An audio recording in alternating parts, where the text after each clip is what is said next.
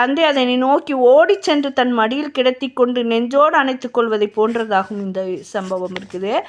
அதே மாதிரி நபி ஸல்லல்லாஹு அலைஹி வஸல்லம் அவங்க சொல்கிறாங்க, அல்லாஹ் கூறுகிறானாமா, என் அடியார் என் இந்த செயலின் வாயிலாக என்னை அண்மையை பெறுகிறானோ அவற்றின் அனைத்து விட எனக்கு மிக விருப்பமானவை நான் அவன் மீது கடமையாக்கின்ற நற்செயல்களே ஆகும். என் அடியான் நஃபிலான அதிகப்படியான நற்செயல்களின் வாயிலாக என்னை தொடர்ந்து நெருங்கி வண்ணம் இருக்கிறான். இறுதியில் அவன் என் நேசத்திற்குரியவனாக மாறுகிறான்.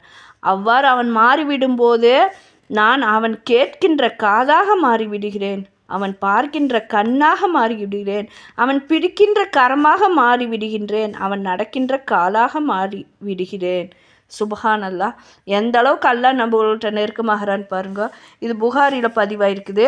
அல்லாஹ்வின் அண்மையின் நெருக்கத்தையும் பெற விரும்புபவன் அனைத்திற்கும் முன்பாக இறைவனை கடமையாக்கப்பட்ட கட்டளைகளின்படி செயல்பட முயல்கிறான். பின்னர் அதனுடைய நின்று விடுவதில்லை.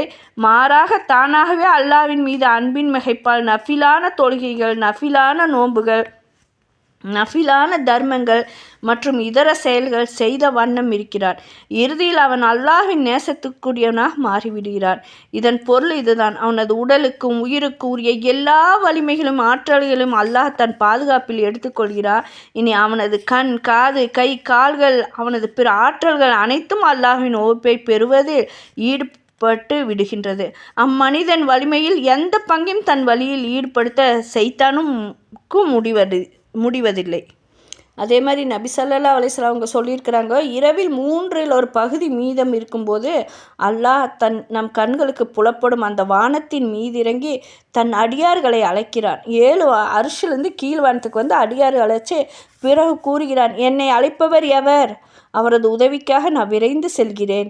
என்னிடம் கேட்பவர் எவர், அவருக்கு நான் வாரி வழங்குகிறேன். என்னிடம் மன்னிப்பு கோருபவர் எவர், அவரை நான் மன்னிக்கிறேன்னு அல்லாஹ் சொல்கிறார். இது புகாரில் பதிவாக இருக்குது. சுப்ஹான் அல்லாஹ். எந்த அளவுக்கு அல்லாஹ் நம்மளுக்கு தரக்கு இருக்கிறான். நம்ம தஹஜ்ஜத் நேரம் கேட்டால் நம்மளுடைய கஷ்டங்கள் என்ன கஷ்டம் இருந்தாலும் அது அல்லாஹ்ட்ட கேட்டு அதை நம்ம போக்கிக்கலாம்.